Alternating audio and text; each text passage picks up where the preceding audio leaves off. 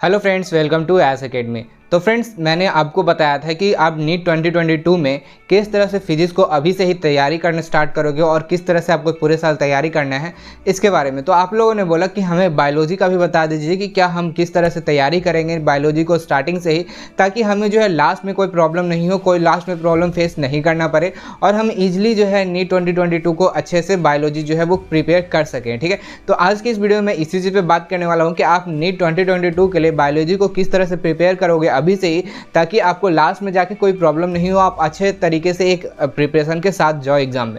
तो आज के इस वीडियो में बेसिकली इसी चीज़ के बारे में बात करने वाला हूँ। तो चलिए ज़्यादा टाइम वेस्ट नहीं करते हैं, इस वीडियो को शुरू करते हैं। इस वीडियो को शुरू करने से पहले आप इस वीडियो को लाइक जरूर कर दीजिएगा और हमारे चैनल पर पहली बार विजिट करें तो हमारे चैनल को सब्सक्राइब जरूर कर लीजिएगा, क्योंकि आपके लाइक एंड सब्सक्रिप्शन से हमें मोटिवेशन मिलता है ऐसे ही अच्छे वीडियो आपके लिए लाने के लिए। तो देखिए, सबसे पहले बात करते हैं कि बायोलॉजी में अच्छा मार्क्स करने के लिए हमें क्या क्या ज़रूरी होता है। तो देखिए, बायोलॉजी में सबसे पहले कि जो अगर आपको अच्छा मार्क्स करना है, स्कोर करना है, तो उसमें सबसे पहले इंपॉर्टेंट होता है कि आप क्या पढ़ोगे, उसमें जो है देखना है। ठीक है, सबसे पहले होगा कि आप क्या पढ़ोगे, किससे क्वेश्चन प्रैक्टिस करोगे, किस चीज़ से क्वेश्चन सॉल्व करोगे, ये सब चीज़ें जो है आपको देख लेना है पहले ही कि हाँ मुझे किस चीज़ से पढ़ना है, किस चीज़ से क्वेश्चन सॉल्व करना है। तो देखिए, सबसे पहले मेरा बात मानिए तो आपको क्या करना है, बायो में सिर्फ और सिर्फ एनसीईआरटी रखना है और एनसीईआरटी के अलावा कोई भी पढ़ने वाला बुक नहीं रखना है। अगर आप सेल्फ स्टडी से प्रिपरेशन कर रहे हो तो आपको सिर्फ और सिर्फ एनसीईआरटी लेना है, उसके अलावा कोई भी बुक जो है वो पढ़ने के लिए नहीं लेना है। आपको पढ़ना है सिर्फ और सिर्फ एनसीईआरटी से। बाकी अगर क्वेश्चन बनाने हैं तो उसके बारे में मैं बताया हूँ और भी पहले भी वीडियोज़ में जो बेस्ट बुक के बारे में बताया था, और आज के इस वीडियो में भी बताऊँगा कि आपको कौन कौन सा बुक फॉलो करना है वो भी। तो सबसे पहले तो आपको एनसीईआरटी जो है वो अच्छे तरीके से पढ़ना है, यानी कि एनसीईआरटी ही आपको पढ़ना है और उसके अलावा कोई बुक नहीं पढ़ना है। ठीक है, तो बायोलॉजी में आप सिर्फ और सिर्फ एनसीईआरटी पढ़ोगे, वो भी अच्छे तरीके से। ठीक है, ये हो गया। उसके बाद देखिए, अगर आप बायोलॉजी में एनसीईआरटी पढ़ लेते हो तो क्वेश्चन प्रैक्टिस किस चीज़ से करोगे। तो देखो, क्वेश्चन प्रैक्टिस करने के लिए मैं सिंपल एक ही चीज़ बोलूँगा, वो होना चाहिए आपके पास एमटीजी एनसीईआरटी और फिंगर टिप्स। ठीक है, उससे आप क्वेश्चन प्रैक्टिस करोगे। उसके बाद 33 ईयर्स का प्रीवियस ईयर्स क्वेश्चन बैंक, ये चीज़ दोनों चीज़ होना चाहिए, और एक एनसीईआरटी। ये तीन चीज़ें आपके पास होने चाहिए जब आप प्रिपरेशन स्टार्ट कर रहे हो उससे पहले। ठीक है, तो इन चीज़ों को आप एक बार ले लो अच्छे से और देख लेना आपको कि कौन कौन सा कहाँ से लोगे, और वो अच्छे से एक बार पहले ले लो ये तीनों को, और उसके बाद आप अपना आगे का चीज़ करो। तो उसके जगह अगर आपने ये बुक्स जो है वो आपने ले लिया, उसके बाद आपको क्या करना है।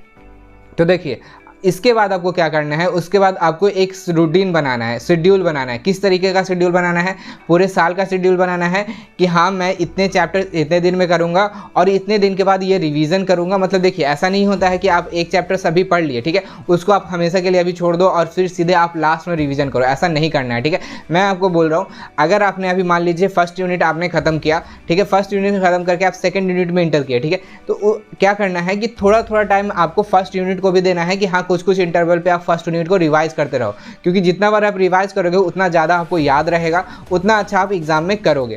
तो ये मैं आपको बोलूँगा कि किस तरह से आपको शेड्यूल बनाना है। इस तरह से आपको शेड्यूल बनाना है कि पहले तो आपने पढ़ा और आगे ऐसे जो आप पढ़ रहे हो उसके साथ साथ एक रिवीजन का भी टाइम निकाल के रखोगे। तो इस तरह से आप पूरे साल का शेड्यूल बना लो कि कितने दिन तक क्या पढ़ना है, कितने दिन में आपको पूरा सिलेबस कंप्लीट कर लेना है और कब से आपको रिवीजन करने लग जाना है और आपको कब से टेस्ट देने लग जाना है। तो ये चीज़ें आप कर लोगे पहले ही, तो जो कि आपको बहुत ही ज़्यादा हेल्पफुल करेगा आपके प्रिपरेशन में। तो ये जो है बहुत ज़्यादा इंपॉर्टेंट हो जाता है कि आपका क्या शेड्यूल है, आप अपने शेड्यूल पे चल रहे हो या नहीं चल रहे हो, ये चीज़ें जो है बहुत ज़्यादा इंपॉर्टेंट हो जाता है।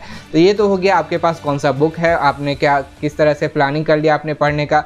उसके बाद आपको क्या करना है, देखिए सबसे पहले आप क्या करोगे, एनसीईआरटी का हर एक लाइन, सिर्फ एनसीईआरटी का, और मैं आपको कहीं से नहीं बोल रहा हूँ, सिर्फ एनसीईआरटी का हर एक लाइन आप अच्छे से पढ़ोगे। एक एक लाइन जो है एनसीईआरटी का इंपॉर्टेंट होता है, तो आप एनसीईआरटी के हर एक लाइन को पढ़ोगे अच्छे से। उसके बाद आपको क्या करना है, जब आप एनसीईआरटी अच्छे से पढ़ लेते हो उसके बाद एमटीजी एनसीईआरटी और फिंगर टिप्स जो होता है एमटीजी का जो आता है उसको आप सॉल्व करोगे, उसको आप एक एक क्वेश्चन सॉल्व करोगे। उसके बाद आपको क्या करना है, आप इसके क्वेश्चन को सॉल्व करते हो तो वहाँ पे क्या देखोगे कि उसमें से कुछ जो क्वेश्चन होंगे वो आपको एनसीईआरटी में नहीं मिलेंगे। ठीक है, एनसीईआरटी से कुछ क्वेश्चन, मान लीजिए 10% के आसपास जो क्वेश्चन रहते हैं एनसीईआरटी से थोड़ा बाहर रहता है, जो कि आपको जैसे नीट में हो गया, नीट में क्या 4-5 क्वेश्चन जो होते हैं वो एनसीईआरटी से बाहर पूछ ही लिया जाता है, तो वो जो है उस चीज़ के लिए दिया रहता है। तो आप क्या करोगे, आप जब क्वेश्चन सॉल्व करते हो तो आप वहाँ पे आपको पता चल जाएगा कि हाँ कौन सा चीज़ जो है एनसीईआरटी के बाहर का है, उसको आप क्या करोगे, वहाँ से लेके आप एनसीईआरटी में नोट डाउन कर लोगे। ठीक है, जब जहाँ पे जिस टॉपिक का है उस टॉपिक को वहाँ पे आप नोट कर लोगे। उसके बाद क्या होगा कि जब आप रिवाइज करोगे तो आपको जो रिवाइज करने टाइम पता चल जाएगा कि हाँ ये एनसीईआरटी का बाहर का पॉइंट है, इसको भी आप साथ में रिवाइज करते चले जाओगे। तो ये आपको करना है। ठीक है, तो जब आपने एमटीजीआरटी और फिंगर टिप सॉल्व कर लिया, उसके बाद आपको क्या करना है, उसके बाद 33 ईयर्स का प्रीवियस ईयर्स क्वेश्चन सॉल्व करना है। कब, जब आप चैप्टर पढ़ रहे हो तब। ठीक है, और लास्ट ईयर में जब लास्ट का टाइम होता है, जो लास्ट का टाइम 33 ईयर्स का सॉल्व नहीं करना होता है, लास्ट के टाइम पे सिर्फ और सिर्फ 10 ईयर्स का सॉल्व करना होता है, लास्ट 10 ईयर्स का। अभी जो है आप सॉल्व करोगे 33 ईयर्स का प्रीवियस ईयर्स क्वेश्चन। तो ये हो गया कि आप किस तरह से अपना जो है वो क्वेश्चन सॉल्व करोगे, किस तरह से आप एनसीईआरटी को पढ़ोगे, ये चीज़ें हो गए। और जब आप एनसीईआरटी पढ़ रहे होगे उस समय आपको क्या करना है, आपको शॉर्ट नोट्स बायोलॉजी में मैं नहीं कहूँगा बनाने। देखिए बहुत सारे लोग कहते हैं कि हाँ आप बायोलॉजी में भी शॉर्ट नोट्स बना लो, मेरा एकदम मानना ये नहीं है कि आप बायोलॉजी में शॉर्ट नोट्स बनाओ। बायोलॉजी में आपको शॉर्ट नोट्स नहीं बनाना है। हाँ ये अलग चीज़ है कि आपको तो एग्जाम्पल जो है आपको याद नहीं होता है, उसको एक पेपर में लिख लिए और उसको कहीं पर आप दीवार में कहीं पर चिपका दिए और उसको बार बार देख रहे हैं, ये अलग मैटर है। बट मैं ये बिल्कुल नहीं कहूँगा कि आप बायोलॉजी का कोई शॉर्ट नोट्स बनाओ। बायोलॉजी का शॉर्ट नोट्स आपको नहीं बनाना है। बायोलॉजी में आपको किस तरीके से पढ़ना है, बायोलॉजी में आपको एनसीईआरटी में ही जो करना है वो करना है, एनसीईआरटी को ही बार बार रिवाइज करना है और आपको कोई शॉर्ट में बनाने का जरूरत नहीं है। एनसीईआरटी खुद शॉर्ट में दिया हुआ है, उसमें ज़्यादा कुछ ऐसा नहीं दिया हुआ है कि उसमें से आपको कुछ छाटना है, नहीं, उसमें आपको सारा चीज़ पढ़ना है और उसी को एकदम बाइबल की तरह समझ लो कि मतलब वो जो है वो आपका वही है, तो उसी को बार बार पढ़ना है और उसी में जो है वो देखना है कि कहाँ कहाँ मुझे याद नहीं हो रहा है, उसको अंडरलाइन कर लिए, उसको हाईलाइट कर लिए। तो यही सब चीज़ें करके आपको करना है। उसमें शॉर्ट नोट्स मैं नहीं कहूँगा बनाने, शॉर्ट नोट्स इतना इंपॉर्टेंट नहीं होता है बायोलॉजी में। हाँ ये अलग बात है, आप एग्जाम्पल का कुछ एक पेज में देख लिए, उसको याद करने के लिए वो अलग मैटर है, लेकिन ये मैं अब बिल्कुल नहीं सजेस्ट करूँगा कि आप बायोलॉजी का शॉर्ट नोट्स बनाओ। ये हो गया।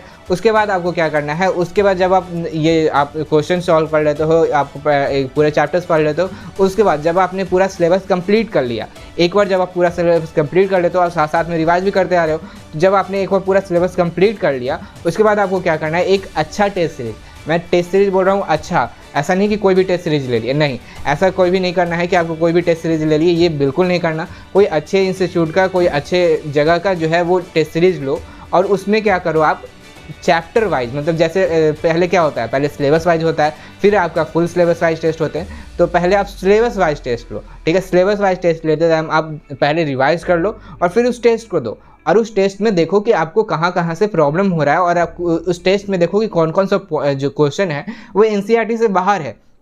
तो जो एनसीईआरटी से बाहर रहेगा, जब आप टेस्ट सॉल्व करोगे तो टेस्ट सॉल्व करते टाइम तो आप वो मार्क कर लो कि हाँ वो आपसे नहीं बन रहा है, या फिर आपको नहीं पता है कि एनसीईआरटी का बाहर है तो आप नहीं जानते हो, तो उसको आप मार्क कर लोगे।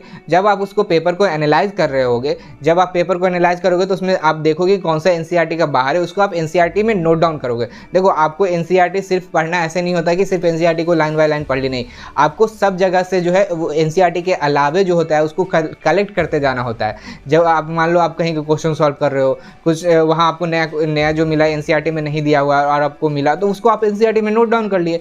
ऐसे ही जो होता है आपको एनसीईआरटी का बाहर का क्वेश्चन जो होगा वो बन जाता है वहाँ एग्जाम में। इसलिए मैं कह रहा हूँ कि जो एनसीईआरटी का बाहर हो गया वो देख लेते हैं कि कहाँ कितना इंपॉर्टेंट है, उसको आप एनसीईआरटी में नोट डाउन कर लो और उसी को बार बार रिवाइज करो। इसलिए मैं कह रहा हूँ कि शॉर्ट नोट्स बनाने की कोई ज़रूरत नहीं है, जितना भी आपको करना है सारे एनसीईआरटी बुक में ही करने हैं आपको और बाहर कहीं नहीं कुछ करना है, ठीक है। तो ये हो गया। जब आप टेस्ट सीरीज देते रहोगे तो आपको क्या करना है, आपको जो एक्स्ट्रा क्वेश्चन मिल रहे हैं जो एनसीईआरटी से बाहर है उनको आपको नोट डाउन करना है, नोट डाउन करके आपको जो है वो रिवाइज करना है। तो ये हो गया। उसके बाद आप जब part wise syllabus wise test दे रहे हो तो उस समय आपको सारा चैप्टर्स क्लियर हो जाएगा, आपको जो सारे डाउट्स होंगे वो वहाँ पे क्लियर हो जाएंगे। उसके बाद आपको फुल सिलेबस टेस्ट देने हैं, ठीक है। फुल सिलेबस टेस्ट देने हैं कब, जब लास्ट का आपका लास्ट मंथ बचेगा, 15 दिन बचेगा और 20 दिन बचेगा, उस समय आपको फुल सिलेबस टेस्ट देना है। लगभग डेली एक एक पेपर जो है वो आपको सॉल्व करना है। देखिए मैंने आपको क्या बोला, लास्ट में क्या करना होता है, लास्ट 10 ईयर्स के प्रीवियस ईयर्स क्वेश्चन सॉल्व करने होते हैं। तो वो कैसे सॉल्व करने होते हैं, ऐसे नहीं कि चैप्टर वाइज सॉल्व कर रहे हैं, नहीं, ऐसा नहीं करना होता है। आपको लास्ट 10 ईयर्स के जो आपका पूरा फुल सिलेबस का जो क्वेश्चन पेपर होता है उसको सॉल्व करना होता है। तो जब मैंने आपको बताया कि लास्ट 20 दिन में या फिर 15 दिन में जो आपको पूरा फुल सिलेबस टेस्ट देना है और फुल सिलेबस डेली एक पेपर सॉल्व करना है, तो 10 पेपर्स तो आपको यही हो जाएगा नीट का लास्ट 10 ईयर्स का, ये हो गया। और आप 10 पेपर के आसपास, मतलब 10 या 5 पेपर या 8 पेपर ऐसा आपको टेस्ट सीरीज से मिल जाएगा। तो क्या हो गया, डेली आपके पास एक फुल सिलेबस टेस्ट के लिए आपको एक मिल गया कि आप फुल सिलेबस डेली एक सॉल्व करोगे, और डेली सॉल्व करके आपको एनालाइज भी करना है कि आपको कहाँ दिक्कत आ रहा है, आपको कोई दिक्कत आ रहा है कि नहीं आ रहा है, ये सब चीज़ें आपको एनालाइज भी करना होता है। तो ये चीज़ें आप देखोगे, तो ये सारी चीज़ें जो थी आप फॉलो करोगे तो आप डेफिनेटली एक अच्छा मार्क्स स्कोर कर सकते हो। 340 प्लस तो मैं डेफिनेटली कहूँगा कि आप 340 मार्क्स स्कोर कर लोगे, क्योंकि देखो कुछ क्वेश्चंस होता है जो कि आप बोल सकते हो कि लक वाइज होता है। जैसे आप कुछ क्वेश्चन सॉल्व कर रहे हो, उसमें कुछ ऑप्शन होते हैं बहुत कॉन्ट्रोवर्शियल हो जाते हैं, और उसमें आपने जो ऑप्शन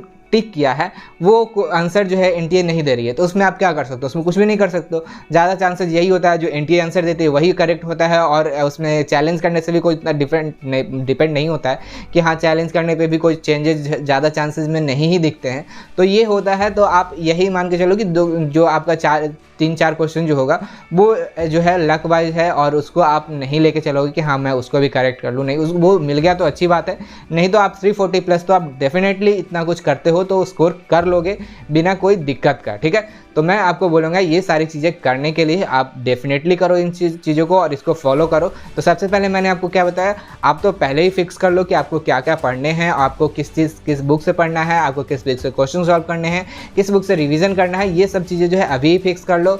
उसके बाद आप अपने एक शेड्यूल बना लो। जब शेड्यूल बनाते हो तो ये ध्यान रखना कि आप जो है एक इक्वल टाइम दो सभी चीज़ को, कि हाँ मैं जो टॉपिक मुझे नहीं आता है उसको आप पहले रखो, ये सब चीज़ें आप करो, ठीक है। जो टॉपिक आपको नहीं आ रहा है उसको पहले रख लिए, और जो टॉपिक मुझे हार्ड लगता है उसमें थोड़ा ज़्यादा टाइम दे दिए। तो ये सब चीज़ें आपको करके एक शेड्यूल बना लेना है।